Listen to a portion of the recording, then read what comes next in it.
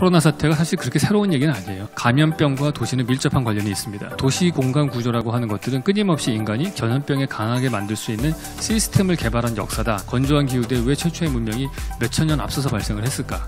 전염병에 강한 지역이라서 그래요. 1세기 때 상수도를 로마가 만들었고요. 18세기에 파리가 하수도를 만들었고 20세기에 지하철을 만드는 도시가 있었죠. 21세기라면은 저는 필요하지 않나 생각을 해요.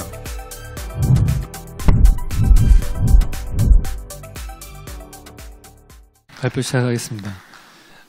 지금 보시는 거가 전 세계 항공망의 모습입니다. 근데 엄청나게 촘촘하게 연결이 되어 있죠. 이렇게 교통수단이 발달을 하게 되면 공간이 압축이 됩니다. 그렇기 때문에 항상 역사를 보면은 이 공간이 압축되면 전염병의 위기가 커지게 되어 있었습니다. 14세기 보면은 말이라는 교통수단이 활성화됐기 때문에 흑사병이 몽골 제국에서부터 유럽까지 전파될 수 있었다고 볼 수 있고요. 21세기에는 비행기가 그 역할을 한다고 볼 수 있습니다. 급변하게 변하는 시대에서 미래를 예측하기 위해서 가장 필요한 것 중에 하나는 변하지 않는 것을 볼 수 있어야 한다 그렇게 생각을 합니다. 그래서 우리가 변하는 것이 무엇인가부터 한번 살펴보도록 하겠습니다. 앞으로 우리가 바뀔 것들은 공간 구조가 바뀌면서 점차적으로 그 사회 내에서의 권력의 구조가 바뀌는 것이 있을 거라고 생각을 합니다. 먼저 종교가 가장 큰 변화가 있을 거라고 예상이 되는데요. 과거에 보면은 종교는 항상 공간 구조하고 밀접한 연관을 갖고 있습니다. 종교 권력을 만들기 위해서 가장 손쉬운 방법 중에 하나가 시선을 집중하는 거였죠. 그래서 이런 보시는 것 같은 지구라트라는 신전을 만들어서 꼭대기에 제사장이 서 있으면 많은 사람이 쳐다보고 시선을 집중받는 사람이 권력을 가지게 됩니다. 현대사회에서는 매스미디어에 많이 노출되는 사람들이 시선을 받기 때문에 그 사람이 권력을 가지죠. 일반인들은 인스타그램을 통해 가지고 많은 사람들이 저를 쳐다봐 주기를 바라고 팔로워들이 많을수록 인플루언서가 되는 그런 사태에 있습니다. 그렇기 때문에 종교를 보시면은 항상 한 방향을 바라보게 만들어 놨습니다. 그 의자를 앞쪽을 바라보게 해놓고요. 지금 보시면 이 자리에서도 권력자는 저죠. 자석 배치가 다 저를 향해 놓여져 있기 때문에 그것도 한 시간에 한 장소에 사람들을 모아놨을 때 권력이 집중되는 경향들이 있습니다. 긴 의자를 보통 놓게 되는데요. 이렇게 되면은 양쪽 끝에 앉아 있는 사람들은 나갈 수 있지만 가운데 있는 사람은 못 나갑니다. 그래서 한 8명 정도 밖에 못 나가요. 그 사람들이 다 앞을 쳐다봐야 되는 거죠. 보시면은 신천지의 예배의 모습입니다. 사람이 오갈 수 있는 복도가 안 보입니다. 일단 시작하면은 끝을 볼 때까지 나올 수가 없이 한 방향을 봐야 되는 겁니다. 그래서 공간 구조를 만들 수 없었던 그런 이슬람 같은 유목민족들은 시간과 장소와 이걸 맞춰서 한 장소에 모일 수가 없었기 때문에 대신에 한 시간대에 같은 공간을 바라보면서 기도를 하게 합니다. 그래서 하루에 3번 정도 메카를 향해서 기도를 하게끔 해놓은 거죠. 그래서 그들의 머릿속에서는 하나의 공간 체계를 구성할 수 있게 만들어 놨습니다. 그런 것들이 연결되어 있기 때문에 공간 구조라는 거가 사실 종교에서의 공간은 밀접한 관련이 있어서 과거에도 보면 흑사병 같은 게 있었을 때 중세 시대가 끝나고 르네상스가 시작이 되었다 이렇게 볼 수 있습니다. 마찬가지로 한 방향을 바라보게 하면서 권력 구조를 만드는 게 학교입니다. 학교가 아주 대표적으로 모든 사람들을 의자에 앉혀놓고 시간을 정해놓고 한 장소에 모이게 해서 한 방향을 바라보게 하는 그런 시스템입니다. 근데 학교라고 하는 것들은 크게 3가지의 기능을 가지고 있습니다. 하나는 지식 전달, 두 번째는 애를 봐주는 타가수 기능을 하고요. 세 번째는 같은 또래들끼리 사회를 조직하는 그런 연습을 하는 그런 기능을 가진다 이렇게 볼 수 있습니다.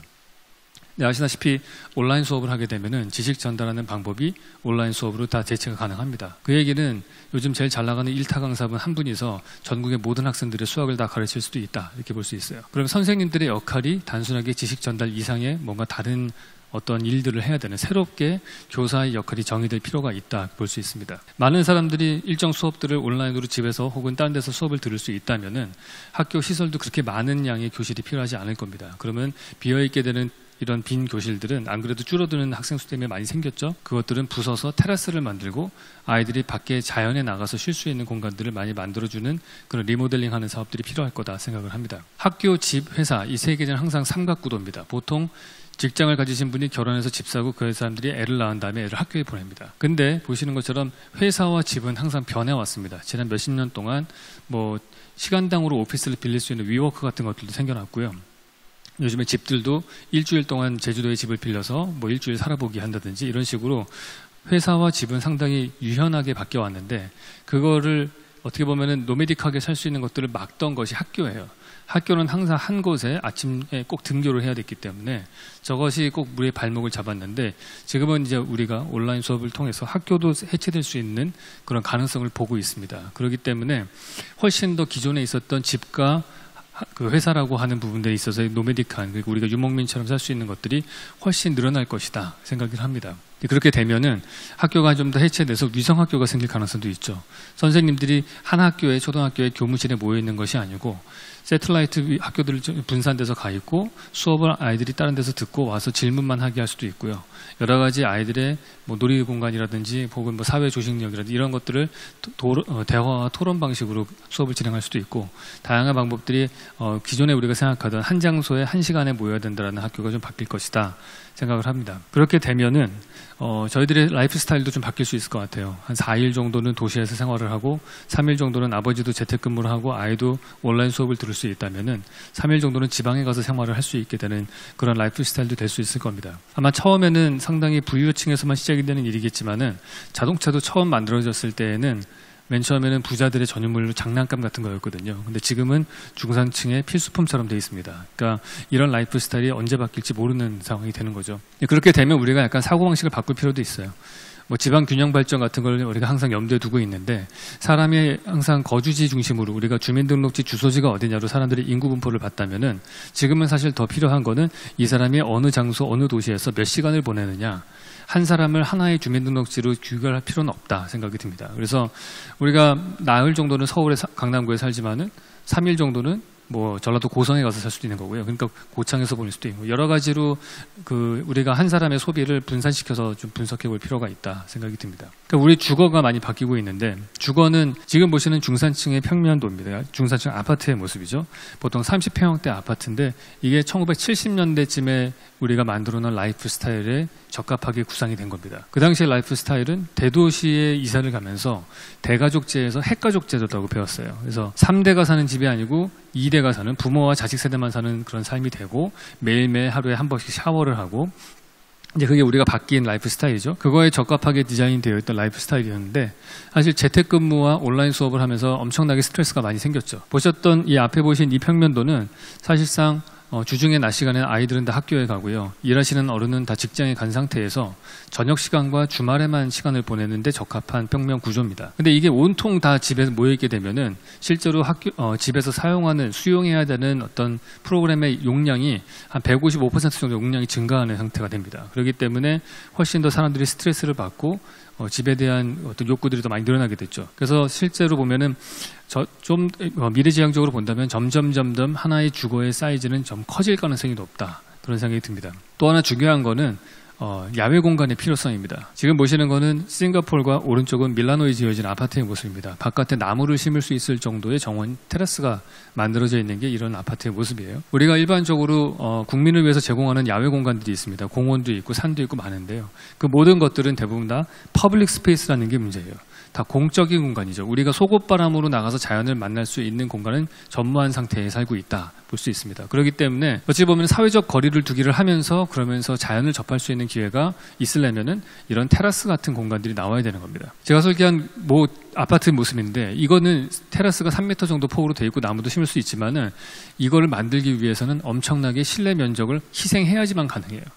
그러니까 이게 다른 말로 하면은 중산층은 살 수 있는 집은 아니고요. 엄청난 초고가의 빌라들만 가능하다, 이렇게 볼 수 있습니다. 그래서 우리가 이런 발코니 확장법이라는 게 나와서 현재 우리가 즐길 수 있는 모든 것들이 다 사실은 실내 공간화 돼 있기 때문에, 이걸 거꾸로 보면은 테라스를 좀 더 활성화하기 위해서는 건폐율 계산하는 방식이라든지 용적률 계산 방식 같은 건축 법규에 약간 손을 볼 필요가 있지 않나, 그런 생각을 합니다. 그래서 이런 걸 조금 더 활성화시키고 많은 공급자들이 테라스를 만드는 게 이익이 될 수 있게끔 우리가 시장 구조를 재편할 필요가 있다 생각을 합니다. 그러기 위해서는 현재 우리나라의 부동산 가격 책정 방식도 좀 바뀔 필요가 있다고 봐요.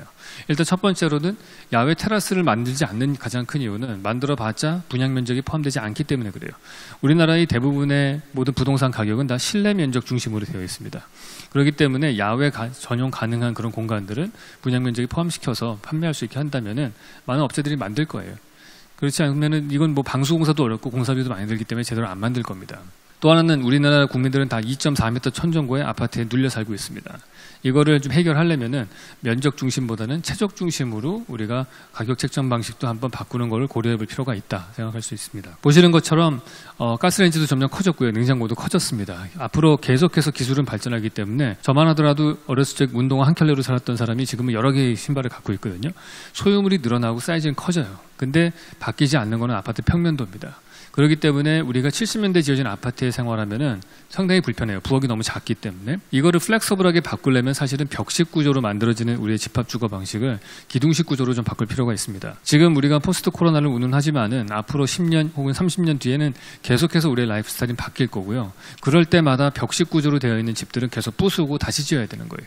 그게 어떻게 보면 가장 친환경적이지 않은 그런 거기 때문에 기둥 구조로 바꾸는 거가 되게 중요하다 이렇게 볼 수 있습니다. 그럼 이제 변하지 않는 걸 한번 살펴보도록 하겠습니다. 사실은 변하지 않는 것을 잘 구분하는 게 더 중요한데요. 이번에 보시면은 신천지와 이태원과 뭐 클럽 사태가 있었고요. 학원 문제도, 학원 같은 경우도 그렇게 학교는 문을 닫아도 엄마들이 계속 학원은 보냈잖아요.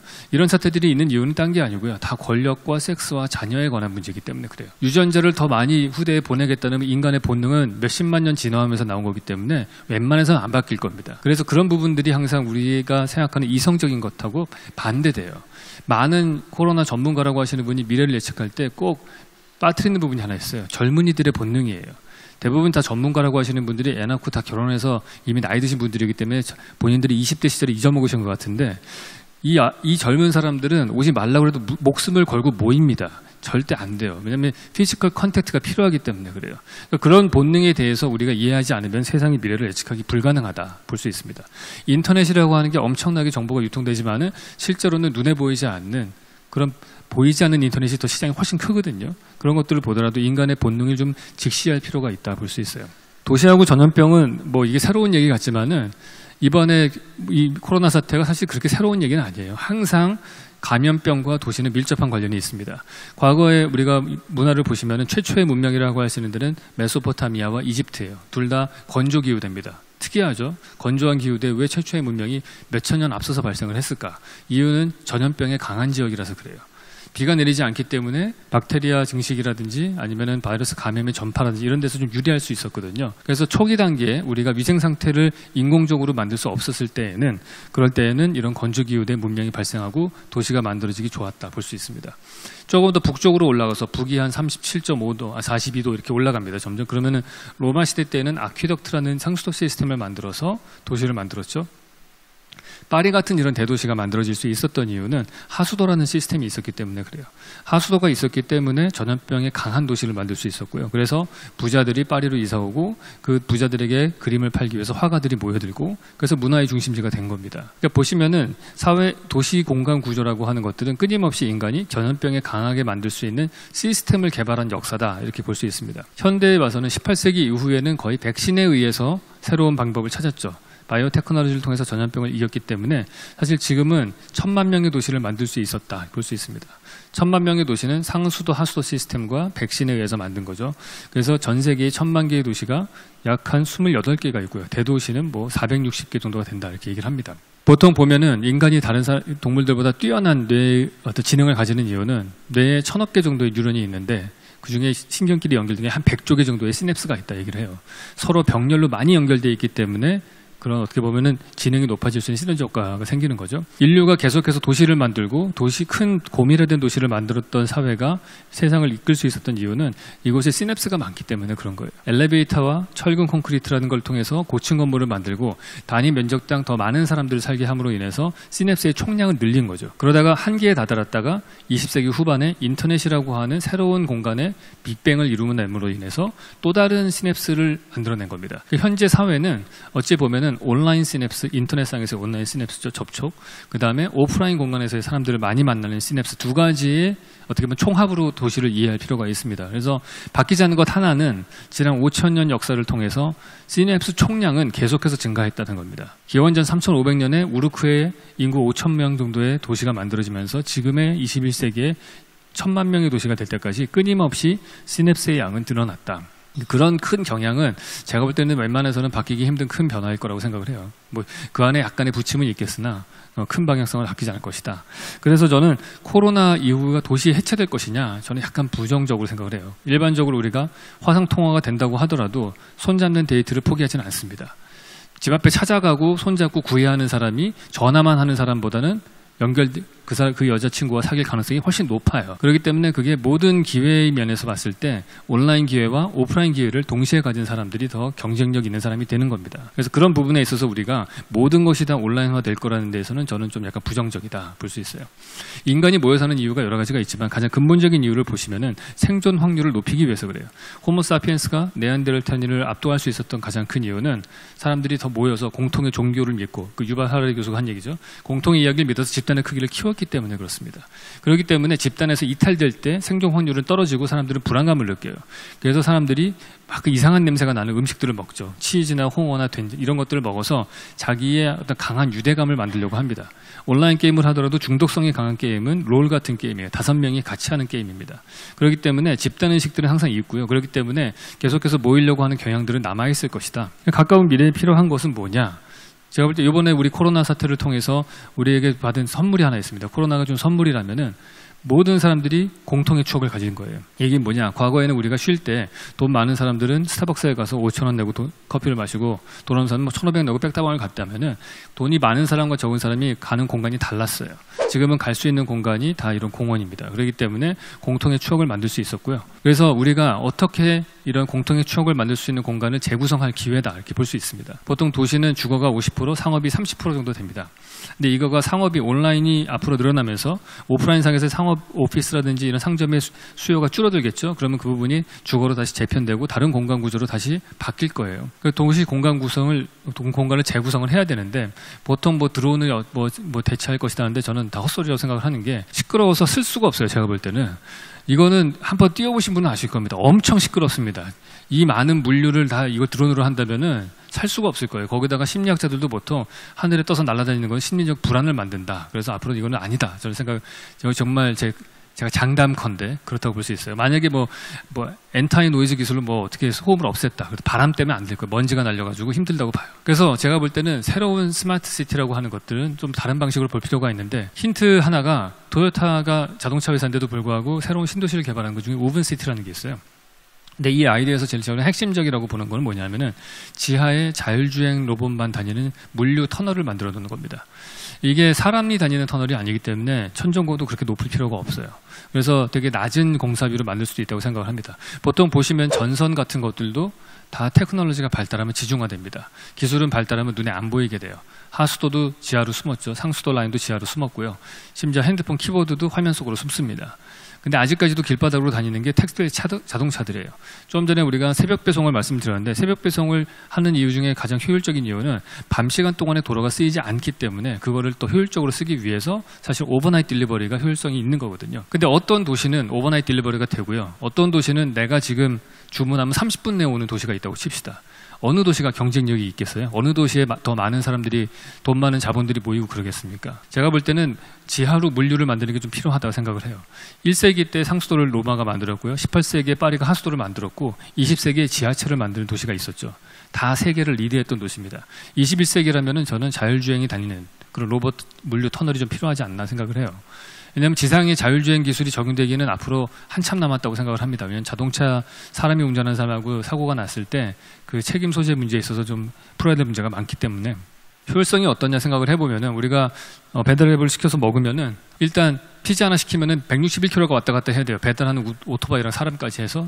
근데 자율주행 로봇이면 훨씬 더 줄어들 거라고 생각을 합니다. 지상에 이렇게 많은 도로들이 사실 물류차로 꽉 차는 그런 세상은 별로 바람직하지 않아요. 왜냐하면 도로에 저런 빠른 속도로 움직이면 길 건너편 쪽 사람과 소통이 더 줄어듭니다. 대신에 그 물류가 눈에 보이지 않는 대로 사라진다면 오히려 지상에 공원이 만들어지면서 공통의 추억을 만들 수 있는 공간이 또 사회를 좋게 만들 수 있는 공간이 나올 거라고 생각을 해요. 건축을 바꾸는 가장 큰 요소는 전염병과 기후였습니다. 지난 만년의 역사를 봤을 때. 근데 지금 우리는 두 가지를 다 동시에 겪고 있어요. 그렇기 때문에 엄청나게 변화가 있을 거라고 봅니다. 저는 앞으로 많은 사람들이 공존을 택할 거라고 생각을 하는데 저는 인간을 그렇게 착하게 보지 않습니다. 왜냐하면 인간은 항상 이기적이기 때문에 어떻게 해서든지 다른 인간과 동맹하기보다는 기계와 동맹을 해서 다른 사람을 압도하려고 할 거예요. 그래서 그 부분에 있어서 우리가 좀 고려를 할 필요가 있습니다. 마지막으로 드릴 말씀은 이런 얘기가 있죠. 미래를 예측하는 가장 좋은 방법은 미래를 창조하는 것이다. 우리가 어떤 길을 선택하느냐에 따라서 좀 더 소셜 믹스가 잘 되고 효율적이고 전 세계의 창의적인 에너지를 우리 도시로 이끌 수 있는 그런 공간 구조를 만들 수 있는 좋은 기회가 될 수도 있다고 생각을 합니다. 강의를 마치도록 하겠습니다.